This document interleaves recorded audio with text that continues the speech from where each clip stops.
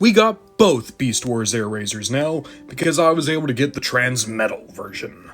From Transformers Beast Wars, this is the Transmetal Airazor, Airazor's deluxe figure, as well as the first Transformers figure to ever be designed to be a female character. A really impressive feather in the cap for Airazor. Alongside that, you can see just how different the bird mode became. This is our original Airazor, this is the new one. Aside from just the increase in size, oops, sorry Airazor, you also have far more functions, much different materials, a whole new look. Whereas this Airazor was trying to look like, a bird, this is something else entirely. The colors actually remind me a lot of like Zor from He-Man. And it's just a really cool robot bird in general. If you don't know what the Transmetals were, basically in the third year of Beast Wars, they started going a new direction. Instead of having completely organic animals, you would have robotic animals that turn into more organic looking robots.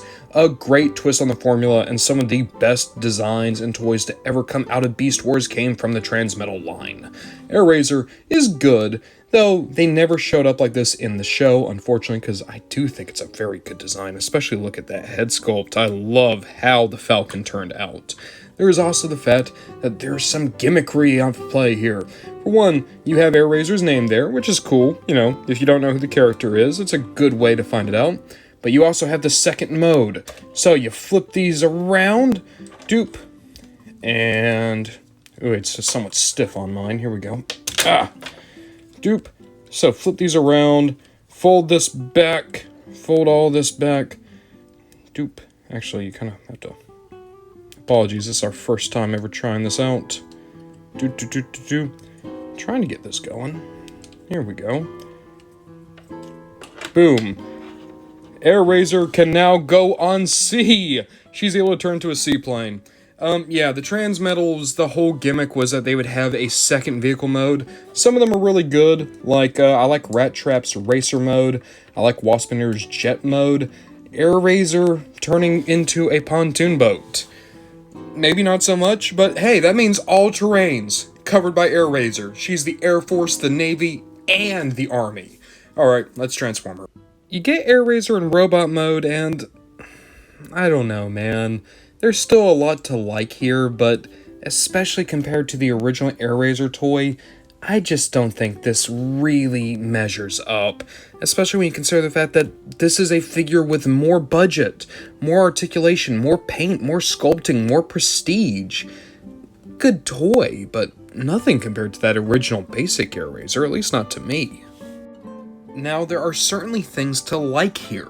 The head sculpt is really cool. It's unique. I've never really seen another head like it. You have a lot of sculpted detail, like the fur around the chest, and you see this fur also show up in the legs. It's a cool look for a robot, but I don't know. I just don't see Airazor here. And at the same time, that's a criticism I could give a lot of the Transmetals. Transmetal Cheetor doesn't really look like Cheetor. Transmetal Optimus doesn't really look like Optimus. The difference there was they were those characters in the show, so I was able to see those characters like that. This Airazor never appeared in animation. There isn't a Transmetal Airazor in the show, and as a result, maybe that's another reason why I don't see the character here, because her entire history, be it in comics, or movies, or shows, has always been based on that first Airazor. The only time this Airazor ever showed up in fiction, aside from Armada comics, would have been in a really bad N64 fighting game. Again, there are things to like though, articulation-wise. You got a ball joint in the head, you got a good ball joint in the shoulder, ball joint in the elbow, nothing in the wrist, but you do have these claw weapons you can use. Really, it's just kibble. You do have a waist joint, it is kind of buried in here, and a bit of an ab crunch actually from Transformation. Ball joint at the hip, a good knee, well not really that good, but still a knee, and then you can go back and forth at the ankle. A big issue though is the backpack. Oi, the backpack. The wings don't do much. To be fair, they didn't on the original Airazor either. The difference there is the original Airazor doesn't have turbines and all the chrome parts. There is a weapon mode. I don't have the missiles anymore, but you can flip out and boom, we got guns. Oh, come on. Hold out. Fold out. Fold out. Ah, I can't do it. I don't have my fingernails. Come on. Come on, Airazor. Come on. Come on. Come on. Do it. Come on. Ah, no. No, come on. There we go. Oh, there we go. So that's one gun out. Oh, there's a second gun. Okay. It just went back in. It just went back in. Come on. Come on. You know what? We got one out. Yeah, those are the pods for the airboat mode. They're guns now. They don't look super great either. I don't know, man. I think there's just a little bloat here. Like, don't get me wrong, the Transmetals, a lot of them are really good. I don't think Transmetal Airazor is all that good. Especially when you compare it, again, to how good basic Airazor is.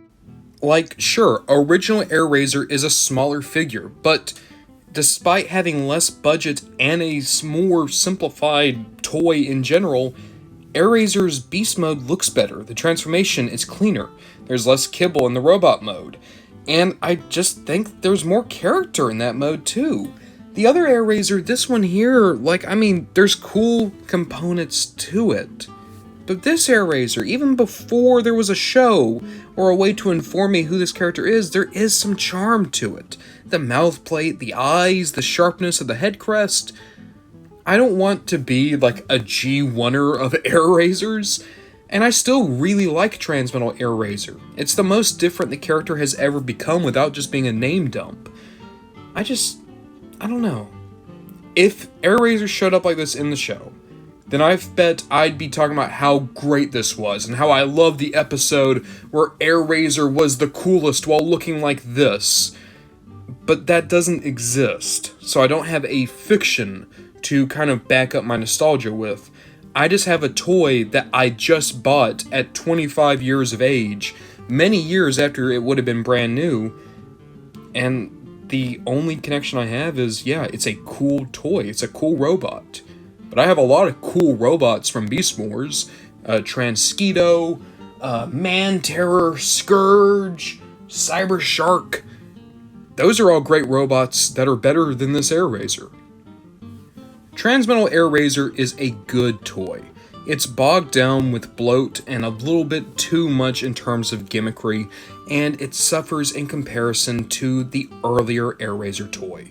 Even removing the fictional component, the basic class Airazor really is just a more impressive figure, especially for its budget. So, with all that said, would I recommend this Airazor? I don't know. I think it's cool. It's obviously historic, because again, first Transformer toy designed to be a female character. That's important. The design is cool. I like the toy. I just think maybe I like it more when it's purple.